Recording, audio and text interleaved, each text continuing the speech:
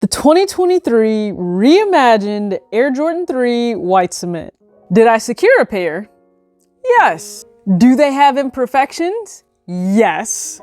Am I used to that? Yes again.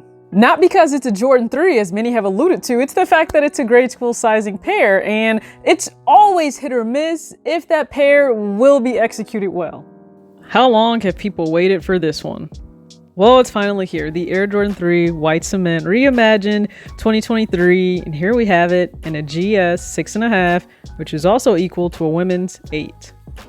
We know the actual shoe itself is meant to closely mimic what was actually produced in '88, but then also add that aged effect to it. So we have the white tumbled leather, we have the red Jumpman on the tongue, and if you flip it over, we have the outsole. Now be mindful, this is GS, so it says Jordan on the bottom. Just be mindful of that. You have the elephant print that goes around the front of the shoe, as well as wrapping around that back heel. The sail midsole that's meant to age the shoe, also on the eye stays and the back heel. And then we have a red insole with Nike Air stamped on. And another thing, we don't get the courtesy of the box, okay? I know it's distressed, it's aged, it's reimagined to remind us of '88, which I still wasn't born then, '89 baby. That's fine. We're used to that when it comes to grade school pairs. The one thing I will say though, personally, I don't think a box that remains at home when you're wearing the shoe makes or breaks the ability for you to actually enjoy them on foot.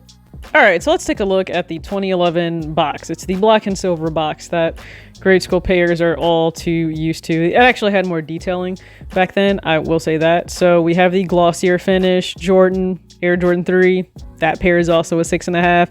White, fire red cement, gray, and black. And look at the price, $110. That's not the case today. So now these are $150 retail.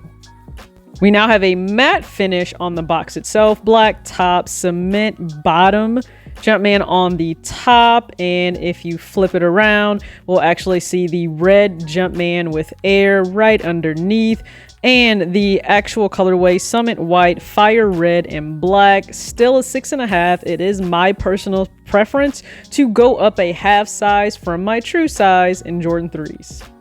To my surprise, I've actually seen full-size runs of grade school and smaller available at certain places, and again, that's to my surprise. That's a little shocking, but it's in we're in 2023.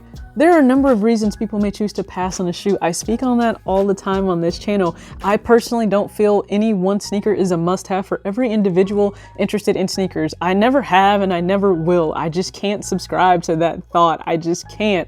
If you wanted them and you were able to get your hands on them, awesome. If you're waiting and you're hesitant based on fear of quality control, I think you have a right to be. That's fine. That's valid as a consumer. Now, I think the issue is, again, it's in the consistency of the actual boldness of the print on all 4 panels for a single pair for the Air Jordan 3 Reimagined White Cement.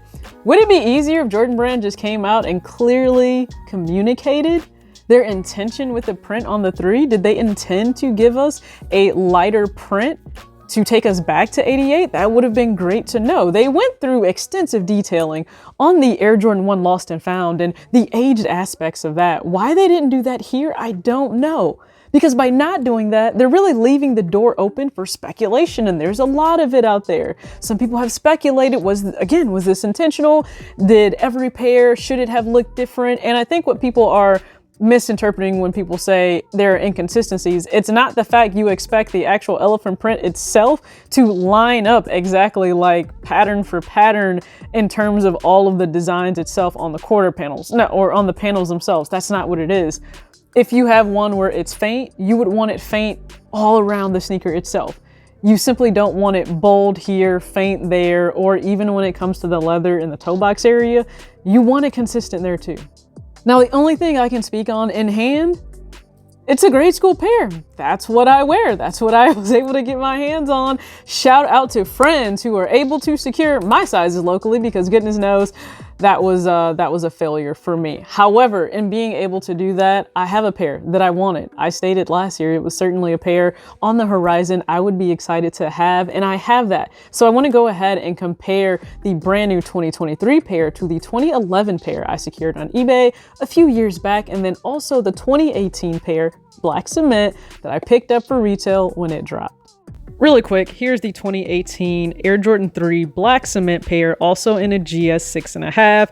So you had the red Jumpman on the tongue, smooth tongue finish, Nike Air on the back, outsole with Jordan. Now let's actually compare the two. So the 2018 black cement, and I'll let you know what I appreciate. So we still have the elephant print that wraps around, but you can see it was a much higher cut in 2018 on my black cement pair. We certainly have the tumbled leather, but I think I prefer the look of it on the brand new 2023 pair. However, still nice, decent quality for a GS pair. Now, if we take a look again, we can see that midsole there stands out, but take a look at the actual eyelets there. The fact that we only have 4 back in 2018 and now they bumped us up and we have 5. I guess we've grown up a little bit.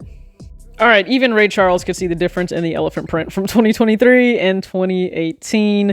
So the bolder, thicker print for the actual design itself. Now, what I didn't notice, if you flip it over to the back heel, the Nike Air was actually more sale than anything on the 2018 pair. Now, that was stitched on. So the back heel tab was stitched on. It's not on the 2023 pair. It actually does lift and it's separated. So that is something different. And I like it having that separation there.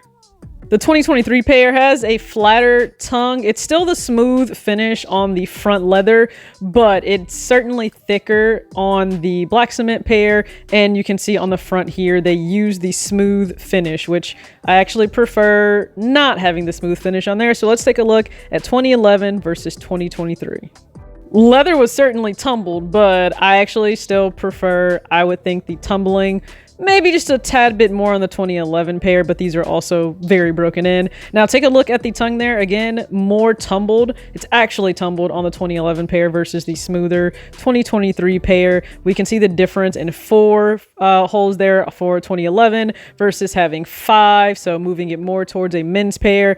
And again, that difference in the elephant print. It's pretty prominent. Now look at the perforations near the top collar. They were like non-existent in 2011, and now we actually have them in 2023. And of course, Jumpman Air versus Nike Air, and the outsole, it's still the same for grade school. We still just get Jordan printed on the bottom. For those who don't know, it usually is a difference between men's and grade school.